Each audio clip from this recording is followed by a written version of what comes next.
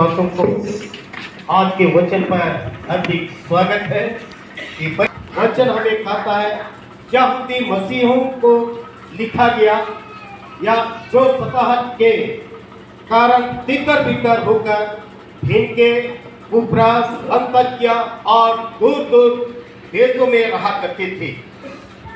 पत्र के द्वारा व्यवस्था मानने वाले और ना मानने वालों में किसी तरह का कोई भेदभाव ना करने का सलाह दी। हम लोग फिलहाल काउंसिल बैठक में गए हुए थे, तो यही भेदभाव जातीयता को लेकर आज छत्तीसगढ़ के कुछ लोग आज वहाँ पर एक टूटी पादरी करके गए हैं। तो हमको टूटी पादरी गुंडा पादरी नहीं, पर हमको पूरा पादरी चाहिए। इस बात पर बहुत बहस हुआ। ये हमारे मिनिस्ट्रियम सभा में निकाला गया। तो ऐसा आज हमारे बीच में भी कई तरह का भेदभाव, इसलिए आज इस भेदभाव को हटाकर आज हम सबों को एक संगति का जीवन में आगे बढ़ना है।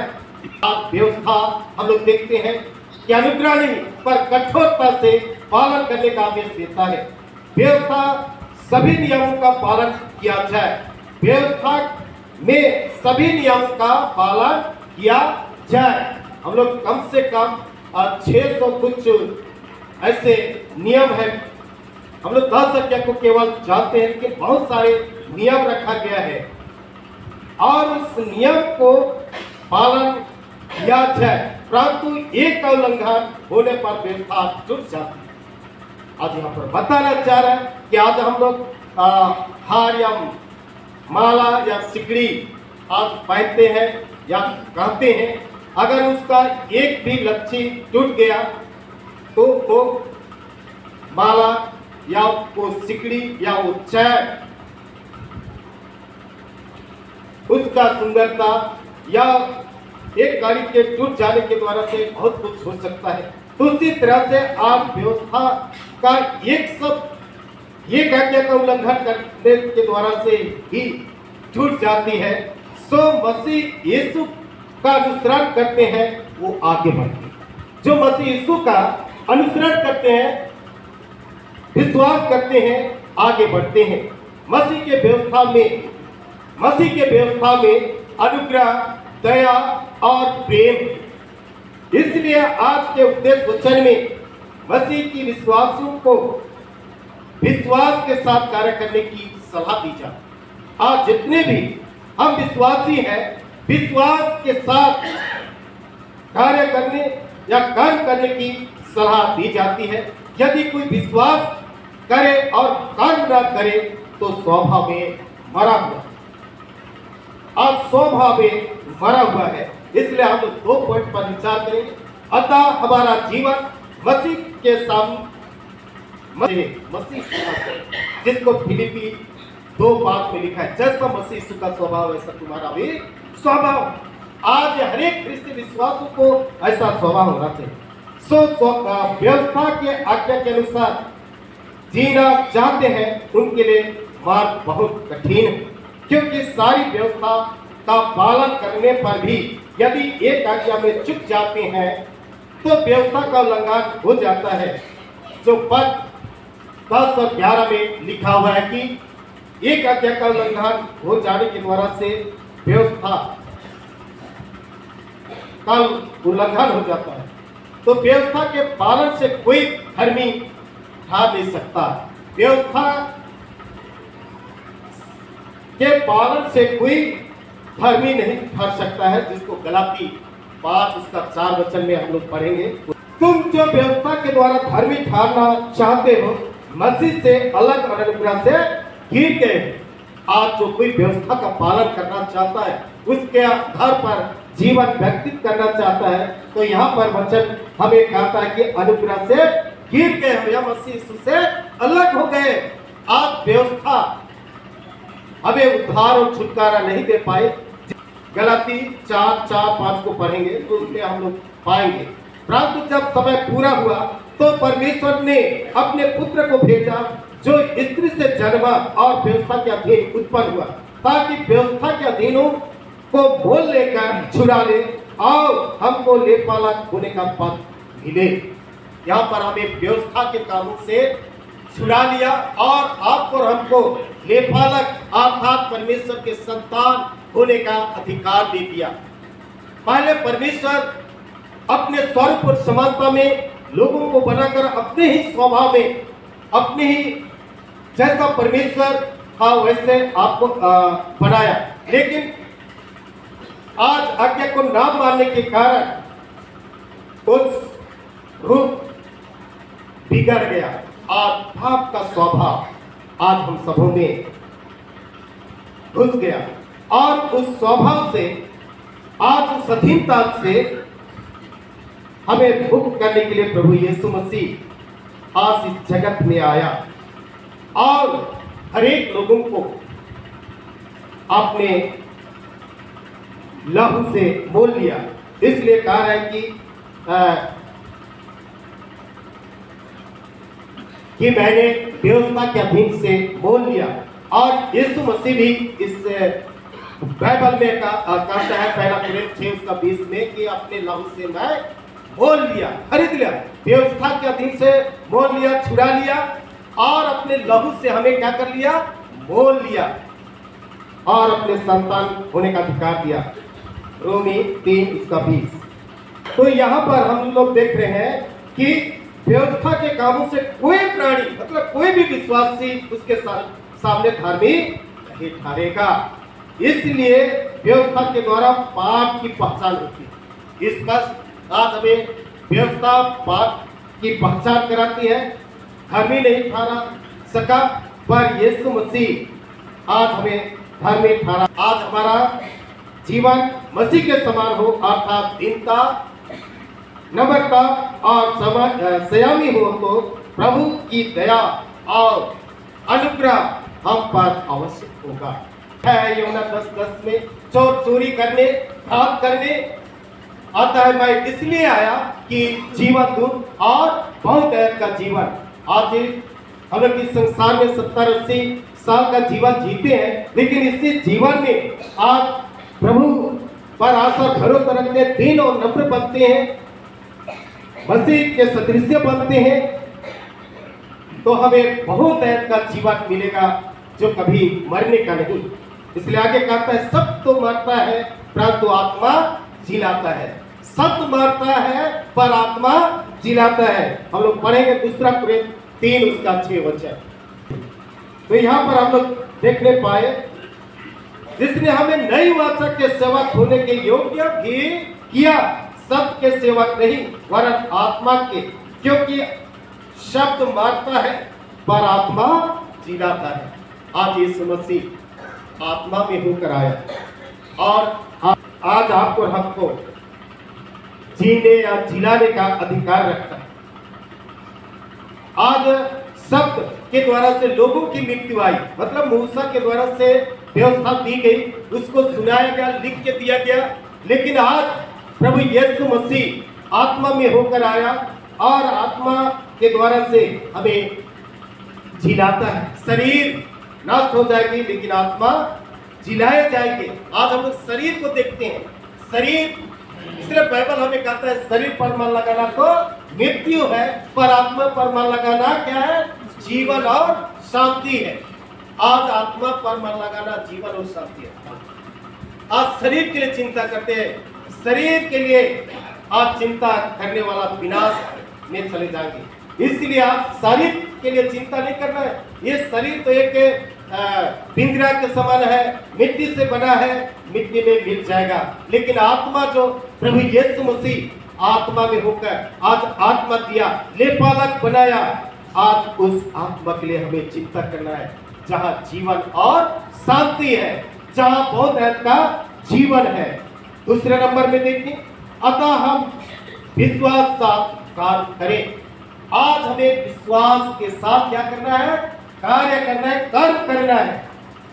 याकूब मसीह को समझाता है कि आप लोग जहां कहीं भी हैं, जहां कहीं भी है, यीशु पर विश्वास को दृढ़ और स्थिर बनाए रखें।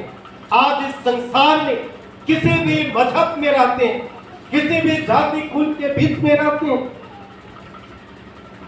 अपने विश्वास को खोना नहीं है, स्थिर रखना। जैसे आज हम लोग देखें कि कुप्रास, अंतकिया, फिर के इस तमाम देश में अलग अलग जाति कुल के लोग थे, अविश्वासी लोग थे। उसी मजहब में यहूदी लोग भीतर रहकर जीवन व्यतीत कर रहे थे।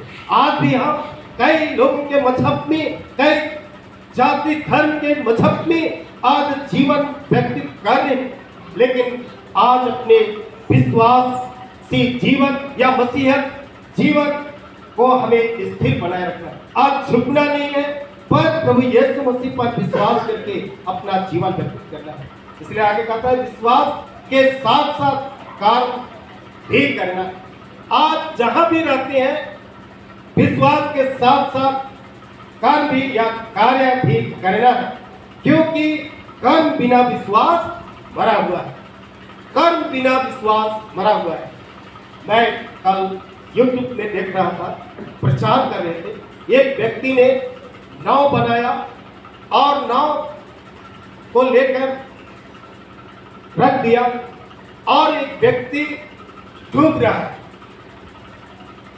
नाव बनाने वाला ऐसे ही परमेश्वर की स्तुति, महिमा, जय जयकार कर रहा है और एक व्यक्ति उस पानी में, नदी में या समुद्र में डूब रहा है, चिल्ला रहा है बचाओ बचाओ, लेकिन उस बनाने वाला, आराधना करने वाला कभी ध्यान नहीं दिया। मैं तो परमेश्वर की महिमा कर रहा हूं, मैं तो परमेश्वर की महिमा कर रहा हूं, इसलिए डूबो या कुछ भी हो,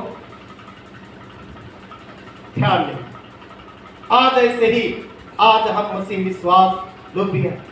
दूसरे लोग आज बचाओ बचाओ बोलने पर भी हम लोग बचाना नहीं चाहते। मैं तो आराधना कर रहा हूं, मैं तो प्रार्थना कर रहा हूं, मैं तो जगह कर रहा हूं, लेकिन अगला आदमी जो चिल्ला रहा है बचाने के लिए, तो हमें बचाना है। और दोनों मिलकर आराधना करने से परमेश्वर को और अधिक अच्छा लगता है। लेकिन चिल्लाने वाला का शब्द को हम लोग अनसुनी कर देते हैं, बचाओ बचाओ बोल रहे हैं, उसको बचाना नहीं चाहते। मैं आराधना कर, तो ऐसा नहीं, पर आज जो बचना चाहता है उसको बचाना है, आज चिल्ला रहा है उसको हमें बचाना है, सुसमाचार सुनाना है। आज अगल बगल में जितने भी प्रियजन गर्भवती हैं उनको भी हमें वचन सुनाना है, वचन सुनाना है, उनसे भी प्रेम करना है, उनको भी आदर सम्मान देना है। इसलिए बाइबल हमें क्या कहता है, केवल इतना करो कि तुम्हारा चाल चलन सुसमाचार के योग्य हो, जिसको फिलिप्पी 1:27 में लिखा है। केवल इतना करो। आज इस संसार में हमें उतना ही करना है जो परमेश्वर की दृष्टि में भला और उत्तम है, वही कार्य करना है। आज चोरी नहीं करना है, हत्या नहीं करना है, डाह नहीं करना है, मतवाला नहीं करना है, लेकिन इतना ही करना है कि परमेश्वर की दृष्टि में भला और उत्तम है, इसलिए अच्छा कार्य करना है। जैसा यहाँ पर कहा कि विश्वास मरा हुआ है, इस बात को समझाने के लिए एक गरीब व्यक्ति का उदाहरण देता है। कोई भी व्यक्ति का शरीर नंगा हो और भोजन के लिए तरसता हो, यदि हम उससे कहें जाओ खाओ पियो और तृप्त रहो, इतना अगर उसके लिए शरीर की आवश्यकता कपड़ा है, भोजन वस्तु है, वस्तु की आवश्यकता है, उसको आज हम कहें जाओ खाओ और तृप्त रहो, कहने से हो जाएगा। आज शरीर के लिए कपड़ा की आवश्यकता है तो हम लोग को कपड़ा देगा, जब नंगा है, जब भूखा है उसको आज हमें खाना खिलाना। बाइबल यही शिक्षा देता है, और ये बाइबल कहा है जो भूखा है उससे खाना खिला, जो प्यासे है उससे पानी पिला। अब जो भूखा है प्यासा है उसको हमें क्या करना है, पानी पिलाना। और ऐसा भी नहीं कि जो आज अपने पड़ोसी, बाइबल हमें कहता है कि अपने बैरों से भी प्रेम रखो, अपने बैरों से भी प्रेम रखो। और लोग भी अगर भूखा है तो उनको भी खाना खिला, जब प्यासे हैं तो उनको पानी पिला। ऐसा करने से अंगारों के सिर का ढेर लाएगा, मतलब बहुत आशीष पाएगा। ऐसा करने के द्वारा से बहुत सारा आशीष पाएगा।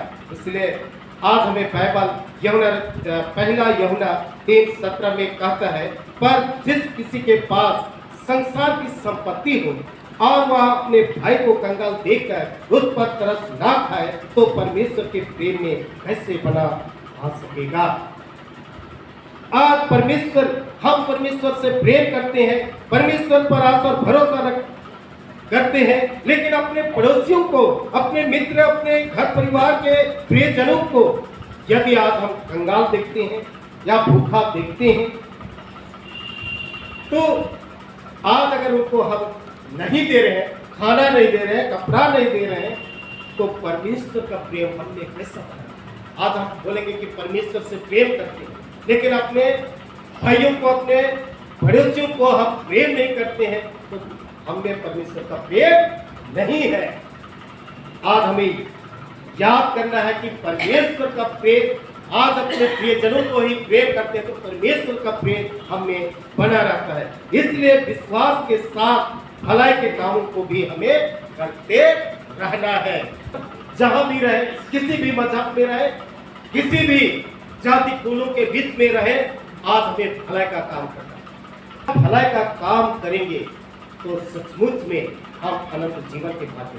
आज हमारे कलीसिया में PTS मतलब प्रचार ट्रेनिंग दिवस आज हम लोग मना रहे।